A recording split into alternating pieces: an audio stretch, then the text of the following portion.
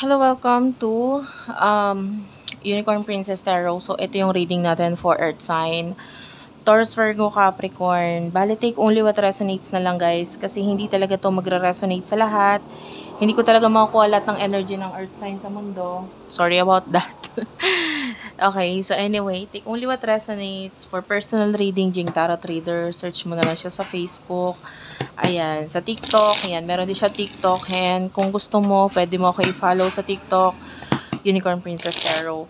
Medyo maingay sa background ko, guys, kasi ito po ay katabi ko lang yung terminal ng tricycle. So, sorry po talaga.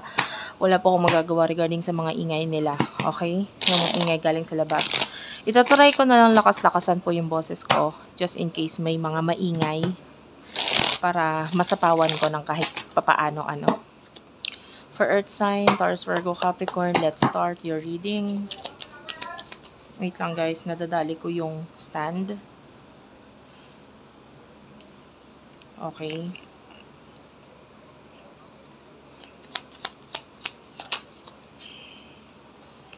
You do have here open and family.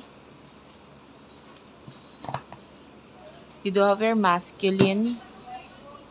Okay, so sa nakikita natin, for some of you, there's this new energy ng family. I feel like for some of you, this is an good news ito regarding a baby, regarding a child na parang i-welcome sa inyong family or sa mga bagay or sa mga taong tinuring mo ng pamilya. There's this energy of a new baby, no? Galing dito sa mga taong ito. And yung iba sa inyo, ikaw to mismo. You might be welcoming a baby in your life, no? And napakaganda nitong message na ito. And with regards to your home, I feel like may mga tao sa paligid mo or dyan sa tahanan ninyo na tumutulong sa iyo para ma-accomplish yung mga bagay na gusto mong ma-accomplish. Like, they are helping you. The moon is here. Nakakita tayo dito ng mga secrets. Maybe regarding a home or regarding a house. May mga sinisikreto, pwedeng sa pamilya. And I feel like you need to be more open regarding dito. Okay? And or you do have your cold and detachment. Some of you you might be hiding something from your family. Tinatry mong lumayo, umiwas. Ayan. If you're already married, maybe you're hiding something with your spouse. Ayan, meron kang mga itinatago sa iyong kabiyak, sa iyong asawa, for some of you. Or vice versa, pwedeng yung asawa mo ang may tinatago sa'yo. But I can see a hidden secret na pwedeng, you do have the truth. So, some of you, hindi pwedeng basta-basta sabihin yung katotohanan because it will, create a lot of karma or it will create a lot of problems kaya hindi siya pwedeng sabihin. But I can see assistance here. So, pag regarding sa money ang usapin, nakakita tayo ng mga tao sa paligid mo na willing tumulong sa'yo. I can feel like yung iba sa inyo, with regards to family-related issues or matter, yung pamilya mo mismo ang tutulong sa'yo. So, maganda pa rin naman ang sinasabi dito. So, tell me for the sign of Earth sign, person nakakonect ni Earth sign, please. Spirit guides, angel guides. Okay, Earth sign, you do have here, leap of faith. This is a person who is thinking about taking a risk with you. So, gusto niya mag-take ng risk. Itong person na ito is, you do have your Uranus. So, that's a planet. And, itong planet na to, a lot of transformation. So, itong person na ito might be, thinking about you and gusto niya magkaroon ng transformation or malaking pagbabago kaya siya magte-take ng leap of faith. Kaya siya magte-take ng risk kasi gusto niya magkaroon ng transformation. And ito, iniisip niya na ito kung paano niya gagawin, kung kailan niya sisimulan, kung ano yung mga hakbang na gagawin niya at kung ano yung mga sasabihin niya para makapag-take na siya ng leap of faith or ng risk. And this is showing as a fool's card. And this person wants to have a new beginning with you. And you do have your autumn and harvest. Maybe pag nagkaroon na siya ng enough harvest, pag meron na siyang enough nakita, enough na pera, this person definitely magte-take siya ng risk with you. And definitely itong person na ito is nakafocus siya doon sa pagte-take ng leap of faith with you. This person is focusing dito sa kanya magiging mga actions towards you. And you might feel like itong person na ito is very closed or walang pakialam or guarded. But confusion is here, so definitely itinatago niya behind the scene, behind that face, behind that poker face, nakikita natin yung pagkikare ng taong ito sa'yo talaga and kung ano talaga ang gusto niyang gawin towards you. Mamaya malalaman natin, alamin muna natin what is your emotions towards this person. For earth sign, please, anong emosyon niya para sa'yo? Emotion ng taong ito para sa'yo. Spirit guides, angel guides, emotion ng taong ito para sa'yo. Spirit guides, angel guides, emotion ng taong ito. Ay, sorry, ikaw muna pala, no? Page of Wands is here. So, Page of Wands and Ace of Swords. For some of you, may communication. And whatever you're communicating right now, doon na ipapakita kung ano yung totoong emotion mo para sa kanya. For some of you, especially with the world, mas open ka dito sa person na ito, mas nagiging communicative ka.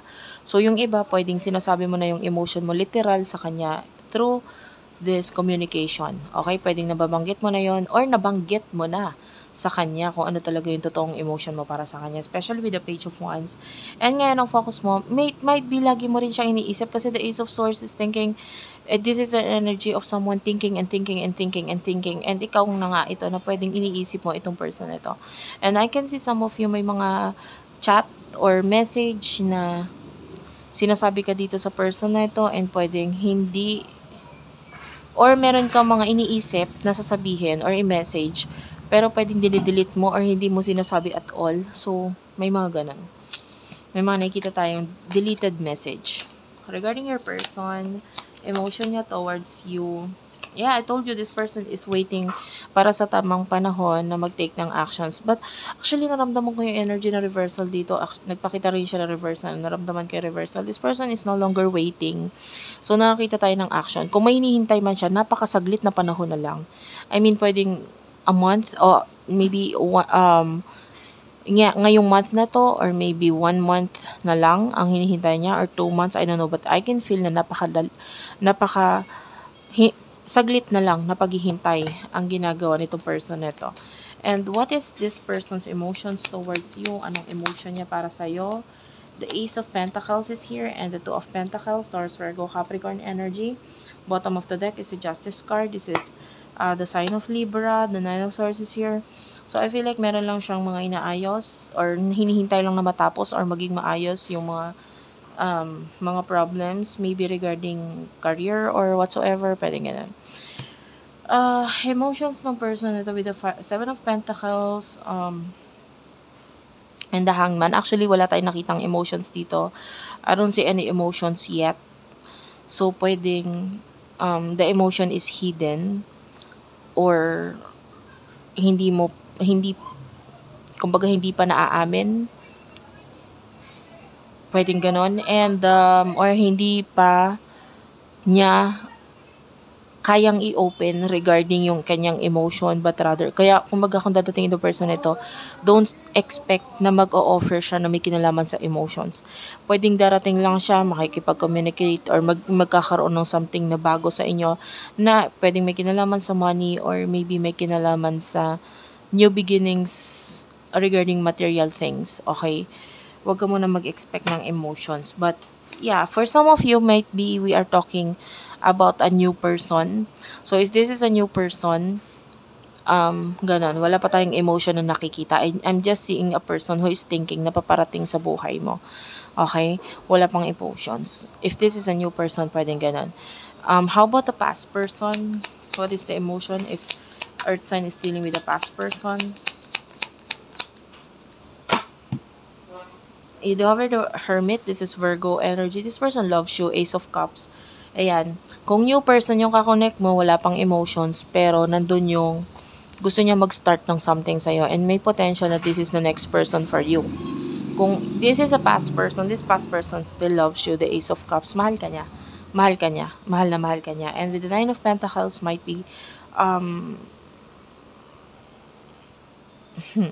I feel like this person is acting as a friend na may kinalaman, or maybe an advisor, or a friend na tumutulong or nag-a-advise regarding money, kasi Nine of Pentacles is like a best friend kind of energy na nagbibigay ng advice regarding money. So this person loves you, mahal ka niya. And what, okay, dahil dalawa yung person, ang alamin natin is yung future action nito mga taong to. What is the future action para dun sa mga new person? Future action ng new person, future action of a new person. The future action of the new person, doon muna tayo sa new person, no? Seven of Swords and the Ten of Swords, I feel like may mga i-end itong person na ito, and I feel like may mga iiwasan itong taong ito. The Ten of Cups is here, so I feel like has something to do with family issues, or mga bagay sa sitwasyon niya ngayon na parang okay naman, nag-workout naman, kaya lang parang gusto niya kasi ng iba pang experience. Maybe he or she is not fully satisfied kung ano yung mga meron siya. Kaya siya magte-take ng leap of faith sa'yo, or dito sa connection nito, kaya siya magte-take ng leap of faith kasi hindi siya satisfied dito. Gusto niya ng ending. Okay? Dito sa bagay na ito. And that could be work, that could be sa kanyang family or what. Regarding the past person, future action of a past person sa'yo, I mean, pwedeng ang kakonect mo is dalawa, or pwedeng isa lang dito ang na-relate or nakakonect ka, okay? Ano yung future action ng past person? Spirit guides, angel guides. Oh, this past person is showing us the moon. The moon and the stars are here. This is major arcana. She could be dealing with a soulmate, kasi the moon is like a soulmate energy. Tapos followed pa siya ng stars, and you do have here the Tower. Oh, also a major arcana. Wait lang guys, gusto ko i-clarify. Ano yung meron dito? What's with the moon? What is the future action of this past person, please? You do have here the Seven of Wands.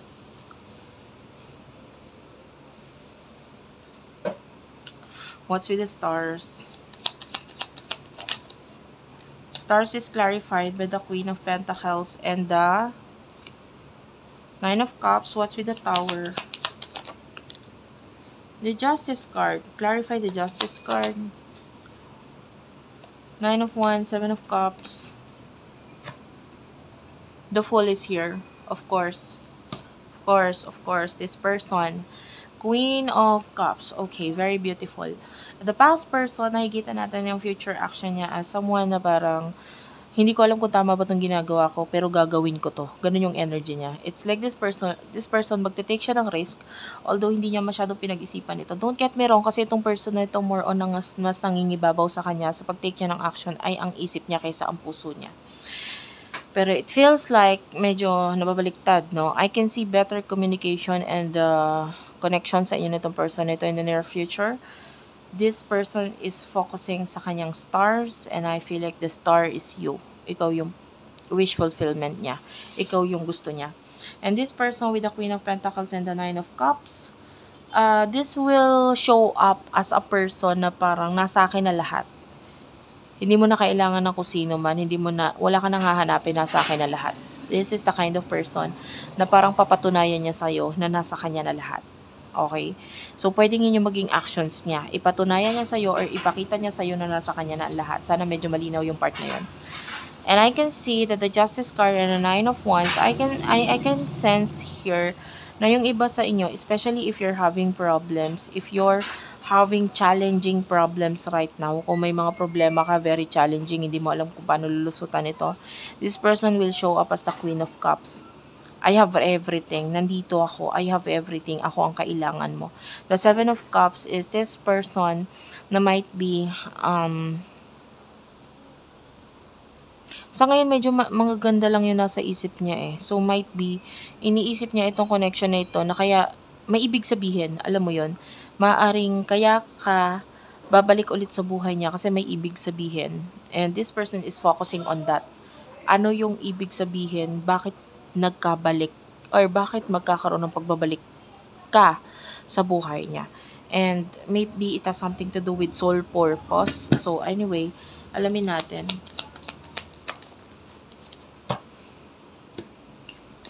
Yeah, healing and inner child and Pluto transformation. So malaking pagbabago ang gagawin nitong person na ito. And the past person, whether past or new person, nakikita natin na itong person na ito ay malaki ang magiging impluensya sa'yo. Sa pagbalik niya, sa pagdating niya, may malaki siyang idudulot na pagbabago sa buhay mo. Okay? Thank you for watching. I love you all guys and bye-bye.